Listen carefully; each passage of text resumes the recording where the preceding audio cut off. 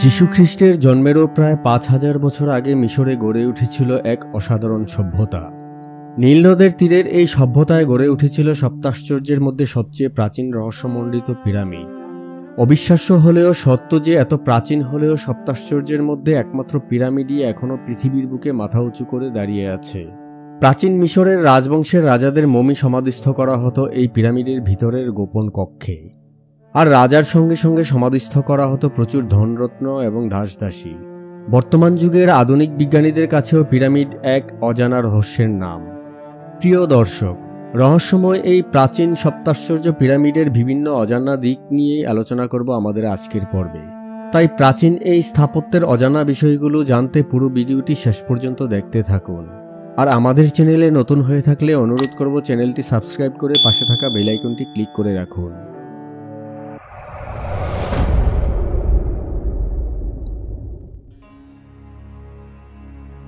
হাজার হাজার বছরের পুরনো বিস্ময়কর স্থাপত্য পিরামিড আজকের আধুনিক বিজ্ঞানীদের কাছেও এক অজানা রহস্যের নাম, যার কাঠামো আধুনিক বিজ্ঞানের সব শাখায় খুবই গুরুত্বপূর্ণ।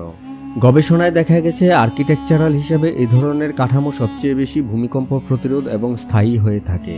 সাম্প্রতিক গবেষণায় দেখা গেছে যে পিরামিড আসলে একটা রেশনাল স্ট্রাকচার। পিরামিড নির্মাণকালে বিশাল সব পাথর কেমন করে শত শত ফুট উপরে তোলা হয়েছিল তা কেউ জানে না কেমন করে কাটা হয়েছিল এই পাথরগুলো, কারণ পাথরগুলোর ধার এতই মসৃণ যে অতি উন্নত প্রযুক্তির যন্ত্র ছাড়া যা কাটা অসম্ভব। শুধু এখানেই শেষ নয়, এই পিরামিডের ভিতরে মৃতদেহকে দীর্ঘদিন সংরক্ষণের জন্য বিশেষ প্রক্রিয়ায় মমি করে রাখা হতো। এ কাজে তারা বিশেষ কিছু রাসায়নিক পদার্থ ব্যবহার করত, কিন্তু আধুনিক বিজ্ঞানীরা এখনও ধরতে পারেননি যে কী ছিল তাদের বিশেষ সেই পদ্ধতিটি। পিরামিডের গঠনশৈলীর প্রভাব পৃথিবীব্যাপী। আজ থেকে ৫,০০০ বছর আগেকার মানুষের তুলনায় অস্বাভাবিক বড় রকম পাথরগুলো কিভাবে এত উপরে তোলা হয়েছিল, আধুনিক যুগের মানুষের কাছে এটা খুব বড় একটা রহস্য। সাধারণ রাস্তার উপর দিয়ে কোনো গাড়ি বা যন্ত্র ছাড়া এত বড় পাথর টেনে আনা কতটা অসাধ্য কাজ তা আমরা সবাই কল্পনা করতে পারি, কিন্তু মিশরের মরুভূমির বালুর উপর দিয়ে এত বড় বড় পাথর টেনে আনা কত অসাধ্য তা আমাদের কল্পনার বাইরে। সাধারণত কেউ বালির উপর দিয়ে সাইকেল চালাতে গেলেই দেখা যায় বালি কিভাবে তার উপর দিয়ে চলমান বস্তুকে টেনে ধরে। তখনকার সময়ে মিশরে এমন কোনো প্রযুক্তি ছিল না যার দ্বারা তারা এই বিশাল বিশাল স্থাপনাগুলো তৈরি করতে পারে। আর এ কারণেই এখনও অপার এক রহস্যের নাম পিরামিড। মিশরের পিরামিডই হলো পৃথিবীর সবচেয়ে বিস্ময় জাগানিয়া স্থাপত্যগুলোর মধ্যে একটি। কিন্তু শুধু মিশর নয়, বরং পৃথিবীর নানা স্থানে রয়েছে আরও অনেক পিরামিড, কিন্তু কারোরই জানা নেই যে ঠিক কী কারণে কোনো যান্ত্রিক সুবিধা ছাড়াই কিভাবে নির্মিত হয়েছিল এই পিরামিডগুলো। আমাদের মনে এরকম নানা প্রশ্ন প্রতিনিয়ত ঘোরাফেরা করে, কিন্তু জানা হয়নি তেমন কিছুই। মিশরে প্রচুর পরিমাণে পিরামিড দেখতে পাওয়া যায়, তবে সর্ববৃহৎ এবং সবচেয়ে প্রাচীন গির্জার খুফুর পিরামিড পৃথিবীর প্রাচীন সপ্তাশ্চর্যের একটি। খ্রিস্টপূর্ব ২৫৬০ সালে ফারাও রাজা খুফু নিজে এই পিরামিডটি তৈরি করেন। এই পিরামিড নিয়ে কয়েকটি মজার ব্যাপার রয়েছে।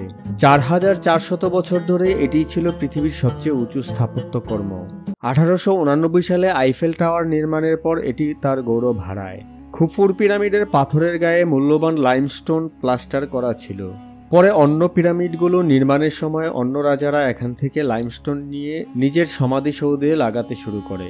এই পিরামিডটিতে ৩টি কক্ষ রয়েছে, আর এই কক্ষগুলোতে ঢোকার জন্য পেরোতে হতো অনেকগুলো গোলক ধাঁধা। ইতিহাসের জনক হেরোডেটাসের মতে এই পিরামিড তৈরিতে ১,০০,০০০ লোকের ২০ বছর লেগেছিল।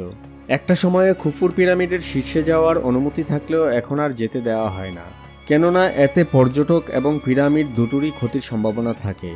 খুফুর পিরামিড সম্পর্কে বলে গেছেন দার্শনিক হেরোডেটাস, কিন্তু তিনি যে মতবাদ দিয়ে গেছেন তা পরবর্তীকালে ভুল প্রমাণিত হয়, কেননা আধুনিক প্রত্নতাত্ত্বিকরা জানাচ্ছেন খুফু এই পিরামিডটি তৈরিতে মূলত নীল নদের তীরবর্তী মানুষদের কাজে লাগিয়েছিলেন। সময় ২০ বছরের চেয়ে অনেক কম লেগেছিল।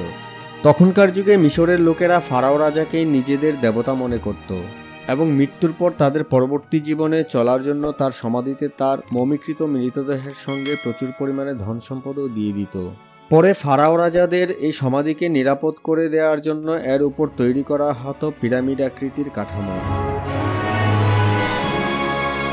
এখন পর্যন্ত গবেষণা অনুসারে 1539 থেকে 1075 পর্যন্ত পিরামিডের মতো করে বা নির্ভেজাল লাইমস্টোন কেটে প্রায় 63টি সমাধি তৈরি করা হয়েছিল, যার বেশিরভাগই অনেক দীর্ঘ এবং ক্রমে নিম্নগামী অসংখ্য ছোট বড় করিডোরের জটিল বিন্যাসের মাধ্যমে অবশেষে গিয়ে ফারাওদের সমাধিতে শেষ হয়েছে।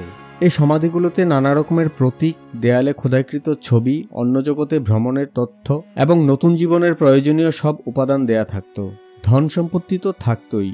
এর কক্ষগুলোর একদম কেন্দ্রে থাকত স্বর্ণমণ্ডিত ফারাও রাজাদের সমাধার।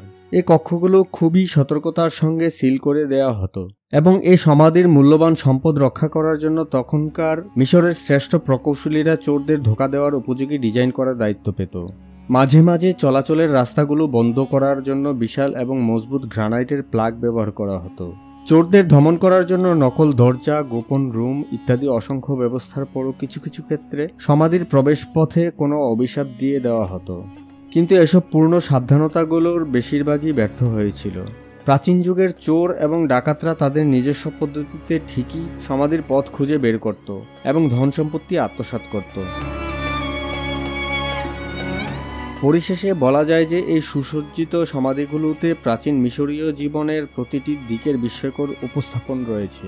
তাই এটি কেবল মিশরীয়রা কিভাবে মারা গিয়েছিল তাই নয়, বরং তারা কিভাবে বেঁচে ছিল এবং তাদের জীবনাচার সম্পর্কেও ইঙ্গিত পাওয়া যায়।